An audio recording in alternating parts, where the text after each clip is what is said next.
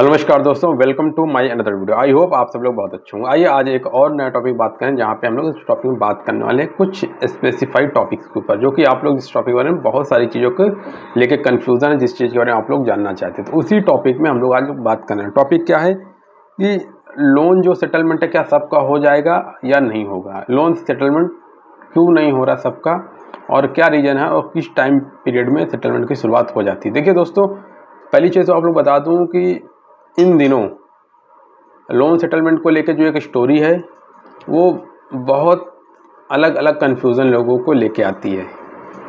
Reason क्या है?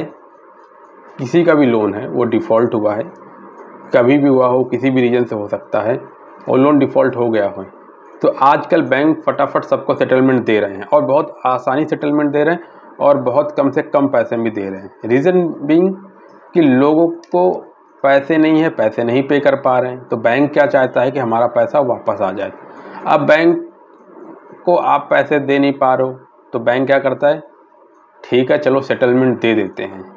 लेकिन बहुत से लोग परेशान होते हैं कि इनका लोन डिफ़ॉल्ट होगा, चाहे 1 EMI हो, 2 EMI हो, 3 EMI हो, 5 EMI बाउंस होगी, किसी भी रीज़न से हो सकता है जो बाउंस हुआ हो। आपका जॉब नहीं है, या बिजनेस नहीं चल रहा, या आपके फैमिली चैलेंजेस, कुछ भी XYZ रीज़न हो सकते हैं। बट मैं आपको चीज़ ज़रूर एश्योरेंस दे सकता हूँ कि अगर आपका लोन डिफ़ॉल्ट हो गया है और आप इस समस्या से बाहर आना चाहते हैं, तो बहुत आसान सी चीज़ें होती हैं जो आपको करना चाहिए, और जिन चीज़ों को आप करोगे आप इन समस्याओं से बाहर निकल के आ जाओगे।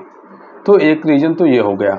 लेकिन मैं आपको बताऊं कि होता क्या है कि अगर आपके पास पैसे नहीं हैं तो वो बात अलग है, लेकिन अगर मैं ये चीज़ बोलूँगा, अगर आपके पास पैसे हैं और पैसे अरेंज कर सकते हैं तो पैसे देने चाहिए। जानबूझ के कभी ऐसे काम मत करें। बट लोन डिफ़ॉल्ट हो गया, आप पैसे नहीं पे कर पाएँ, किसी भी रीज़न से हो सकता है, तो आप इसके लिए आप सेटलमेंट का रास्ता अपना सकते हैं। सेटलमेंट आसानी से हो जाते हैं, किसी भी लोन का किसी भी बैंक से आप सेटलमेंट आसानी से ले सकते हैं, जो कि बेहद कम से कम में सेटलमेंट हो जाते हैं। बशर्ते आपके पास जब लोन रिकवरी वाले कॉल है, आप उनके साथ बात करके उनको अपनी समस्या बताइए कि देखिए ये दिक्कत है, इसमें मैं पैसा नहीं पे कर पा रहा हूँ, और कम से कम 6 महीने जब लगातार EMI बाउंस हो जाती है, बैंक वाले आपके साथ सेटलमेंट का अप्रोच करना शुरू कर देते हैं। 1 लाख, 1.5 लाख, 50,000 का जिनका लोन है, बहुत आराम से 30%, 35% लोन का सेटलमेंट हो जाता है, जिस पे लेकिन ये सारी चीज़ डिपेंड करती हैं आप उनसे बात कैसे करते हो, आप उनको अपनी समस्या बताते हो, आप उनके साथ नेगोशिएट करते हो कि नहीं करते हो। अगर सामने से बोलना कि सर हम आपका लोन 1 लाख का है, चलिए आप सर हमें 40,000 दे दिए, हम माफ़ करते हो, आप उनको बोल सकते हैं कि नहीं देखिए मेरे पास पैसे की दिक्कत है, हमें समस्याएं हैं, इस वजह से हम पेमेंट नहीं कर पा रहे हैं, आप हमें इतना समझ के हमें 10-20 हज़ार में अगर कुछ हो तो बताइए। बोलेंगे ठीक है सर 10-20 हज़ार नहीं, हम आपका चलिए 30,000 कर देंगे, तो फिर आप उस हिसाब से वहाँ पर सेटलमेंट की बात कर सकते हैं। क्यों? क्योंकि आपका 10,000 रुपये बच गया। तो सारा खेल आपका बात करने का है, आप कैसे उनसे बात करोगे सेटलमेंट की। कम से कम कंजूस बन के उनको पैसे देने की अगर बात करें सेटलमेंट में, तो ये चीज़ें हो सकती हैं। क्यों? क्योंकि सेटलमेंट करने से सिर्फ आपका एक चीज़ से आप समस्या छूटती है, वो है अननेसेसरी कॉल। जो रिकवरी वाले कॉल करते हैं, आपको परेशान करते हैं, बार बार आपके पास फ़ोन आ रहे होते, तो आप उस समस्या से बाहर निकलते हो बस।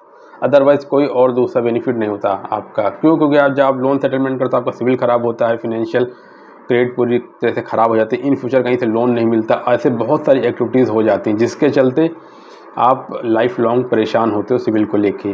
तो फिर अब आप सेटलमेंट कराइए, तो क्यों ना ऐसा हो कम से कम पैसे में हो, आप उस समस्या से बाहर निकलें, और कम से कम पैसे में आप सेटलमेंट कर लीजिए। और बैंक भी तैयार हो जाते हैं, बशर्ते आप उनसे बात कीजिए, अपनी समस्या बताइए। 1 लाख, 1.5 लाख, 50,000 का जिनका लोन, बहुत आराम से सेटलमेंट हो जाता है, कम से कम में हो जाता है।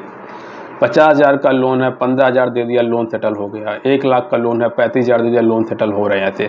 और बैंक खूब जम के सेटलमेंट कर रहे हैं इस समय, लोगों के सेटलमेंट कर रहे हैं आसानी से, क्योंकि बैंक भी चाहता है कि हमारा पैसा वापस आ जाए। बैंक भी नहीं चाहता कि अननेसेसरी 50,000 रुपये के लिए 3 साल से रिकवरी कर रहे हैं, नहीं मिला, तो उसमें से जो मिल रहा वो रख लो और सेटलमेंट करा लो, जिससे कि बैंक को भी आसानी हो।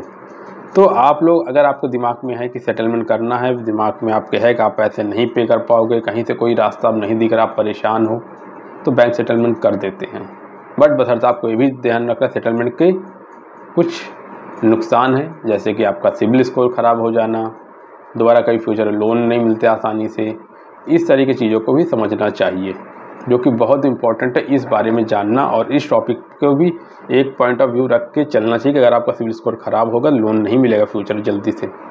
और अगर आप लोन लेना चाहते हो तो जब आपका पैसा हो पुराना, जो आपका पैसा कहीं से ड्यू चल रहा था उसको आपने सेटलमेंट किया, बचा हुआ जो पैसा जितने अमाउंट की छूट मिली थी वो ब्याज वगैरह मिला के पूरा आप फिर से उन बैंक या कंपनीज को पे कर दोगे, आपका वो पूरा सिविल दोबारा से रिक्लोज होगा, जहाँ से सेटलमेंट से कन्वर्ट होकर स्टेटस आपका क्लोज में आएगा, जिससे आपका सिविल स्कोर अच्छा होना शुरू हो जाएगा और फिर आपको क्रेडिट हिस्ट्री इंप्रूव होगी, आपका सिविल अपडेट होगा अगले 90 दिनों के अंदर और फिर आपका सिविल ठीक होते आप दोबारा से कहीं से लोन के लिए अप्लाई कर सकते हो और ये सारी चीज़ें दे करके ठीक होंगी, इन समस्याओं से आप बाहर आ जाते हो। तो दोस्तों, अगर आपका लोन सेटलमेंट हो जाते हैं, आसानी से हो जाते हैं, आप इस समस्या से अपने आप को मेंटली स्ट्रांग रखिए और इस समस्या से बाहर आना बहुत आसान है और आप लोग इस समस्या से बाहर आ जाएंगे, जिससे कि कोई दिक्कत नहीं होगी, जिससे कि आपको आने वाले टाइम में ऐसी बहुत सारी चीज़ों को परेशानी होगी जरूरत नहीं, बहुत सिंपल से स्टेप को फॉलो करना। दोस्तों, आज के लिए इतना इस वीडियो में। अगर आपको वीडियो अच्छी लगे तो लाइक कीजिएगा।